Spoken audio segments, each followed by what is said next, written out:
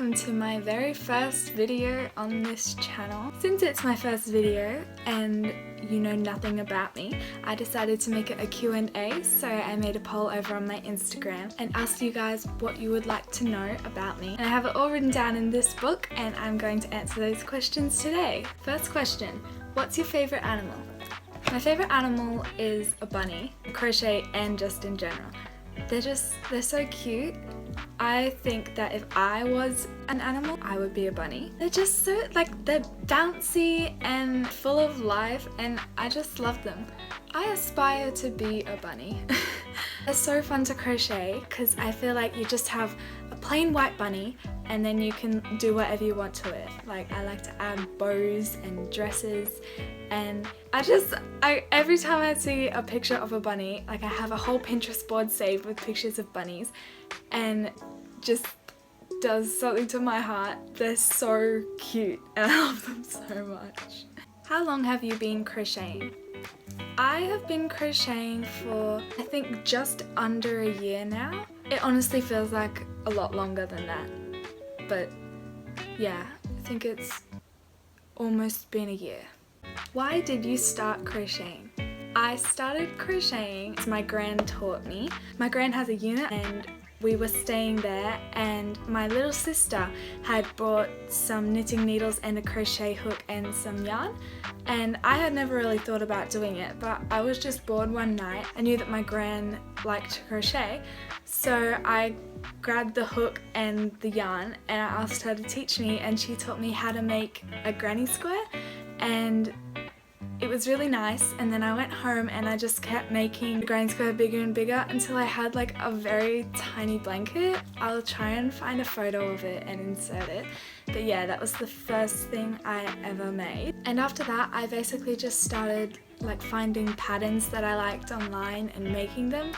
I made a lot of clothes before I ever made a plushie, and I really enjoyed both of them. I kind of go through phases where I like clothes and then I like to make plushies, and it sort of flips back and forth. It basically just depends how much patience I have, because plushies work up a lot quicker than clothes. Any tips for beginners? My biggest tip would be patience, I think. Patience is very important in crochet because it does take a long time to make something. My favourite projects are the ones that have taken me the longest, but they're completely worth it. I've made a cardigan that had I think 46 squares, like that big, and that took months, but I wear it all the time and I love it so much. And I made a blanket. I'm in the middle of a cardigan right now which has 56 granny squares in it. I would try an animal, and if that wasn't for you, I would try a granny square. Honestly, there are just so many different things that you can crochet. You just have to find the one that works for you. Patience and perseverance. So keep going and don't give up. Okay, what inspired you to start crocheting? Very similar to why did you start crocheting, but I have a different answer. I was inspired to crochet because I needed a hobby. I was just spending most of my weekends just like watching YouTube, and I just wasn't doing anything, and I'm the kind of person that needs to be creating stuff all the time. I'm a very creative person, and for a long time I was just kind of in a slump where I didn't really have any talents that I was like really good at. I didn't have anything that I liked to do all the time, and so I was just kind of bored a lot of the time, and it's tiring to be bored all the time. So I was looking for a hobby, and that's when crochet came in, and I just started making all these plushies and clothes, and it was amazing because I finally found something that clicked and worked for me, and I could just do it all the time. And every time I made something, I'd feel productive, and I didn't have that feeling anymore of not having accomplished anything. And honestly, I'm gonna say it changed my life, because crocheting is a really big part of my personality now.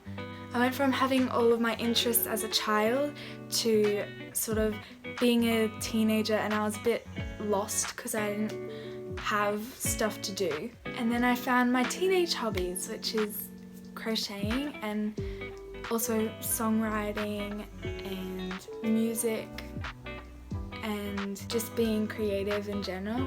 So yeah, crocheting really helped me just become more of who I am. How long does it usually take to make something like the size of your chalk chip dino? I have my chalk chip dino right here. This is a pattern by Studio Phoebe 22 on Instagram.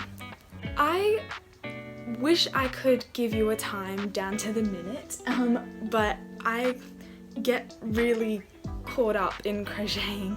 I normally don't know how long it took me to make something because I will just make it and then I'll look out the window and the sun's gone down and I'm like, I thought I would have only been here for like 10 minutes. So yeah, time really passes me by when I'm crocheting, but I would say something like that took 3 hours? See, I don't know, 2 hours? No more than 4 hours. Plushies are quicker than clothes. Small plushies are quite quick. It depends what kind of yarn you're using, how many bits there are to sew on. See, the chocolate dino, I had to put the chocolate sprinkles in, so that took a while. Also, if you're going to film them like I do to make shorts, that's obviously going to take longer.